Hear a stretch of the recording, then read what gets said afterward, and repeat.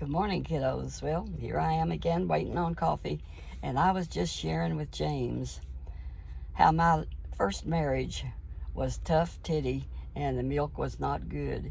It was miserable how my first husband kept running off from the Navy. I mean, he'd go to San Diego and in boot camp, and him and another guy went over a tall fence and came home hitchhiked all the way. I said, my married life, the first time, that first year or two was awful. But I jumped out of the fire into the frying pan, or out of the frying pan into the fire, whatever. It was awful.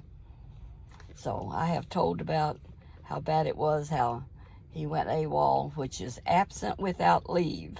That means you don't have permission to go anywhere. He went anyway. So y'all look at my other videos where I tell it more of it in detail. It's really interesting. God is good this morning. I'm looking forward to my coffee. I took a couple of days off, and it was nice just playing with my kitty cats and just enjoying life. They are so sweet. They jump up in my lap, and they want to lay side by side and go right to sleep. I'm supposed to keep them while they're taking a nap in my lap?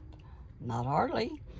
So I put them down, and now they got their own bedroom, and that's a blessing.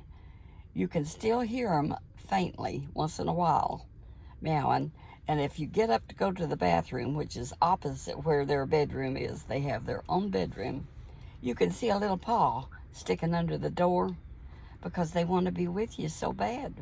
But I don't hardly want to be with them nighttime. I'm not sleeping with two kittens. They walk all over you. They want to kiss you. They think nighttime is a wonderful time to just do a lot of loving.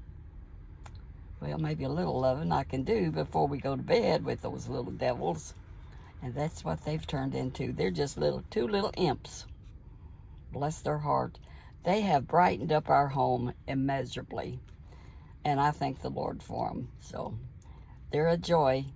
So I thought I'd talk to y'all a little bit this morning while I'm waiting on my coffee. But I was telling James how miserable life was when I married number one, when I thought I was going to be so happy. You know, you get fooled sometimes and you make stupid decisions. And as a 16, 17-year-old, I made some of the worst ones. I remember one time when we was first married, he was real backward and he wouldn't hardly hunt a job. And I'm real forward. So, you know, I can find a job.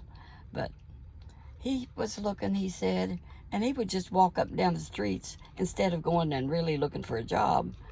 So one day I went to one evening, I knew this couple, and I went to an auction.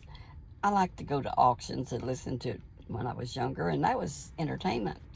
So I went to it, and this couple who I knew said to me, said, you know, we're going to need a babysitter for a couple of weeks. Would you want to come babysit for us?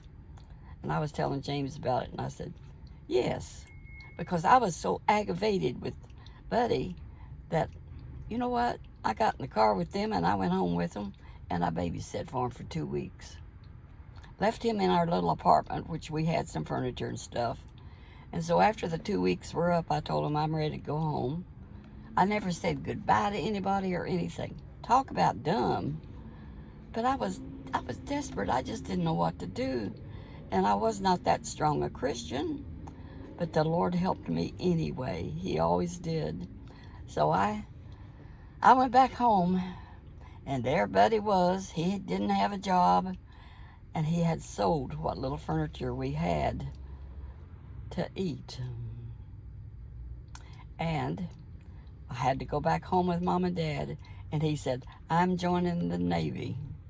So he said, at least I can send you an allotment and take care of you, because he did want to take care of me. He had a good heart, and he's the father of my children, but it took a while for that man to mature. And I just gave my heart back stronger to the Lord and said, I am going to make it with your help, Lord. And I made it. And here I am, 90 years old, going to be 91 September 19th. Enjoying life, one day at a time. Got my iPad on my lap. I hope this is recording. I don't look too bad to be 90, but you can see my wrinkles there and here. That's life. I don't worry about it. I see it, but I like my little earrings and I like my flower. And, you know, even when I was in high school, I had about maybe 2 scarves like this, and I would wear them to school. And if I had a flower, I wore a flower, and I haven't changed. I'm still 16 inside. Sometimes I feel like it. But I feel good today, and God is good, and I don't know where my coffee is. It's a good thing to have, is a good fresh cup of coffee from McDonald's. So I'll talk to y'all later.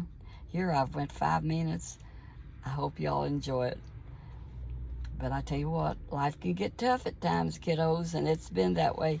You know what, though? Even though I always had rough times, I never took a negative attitude toward life.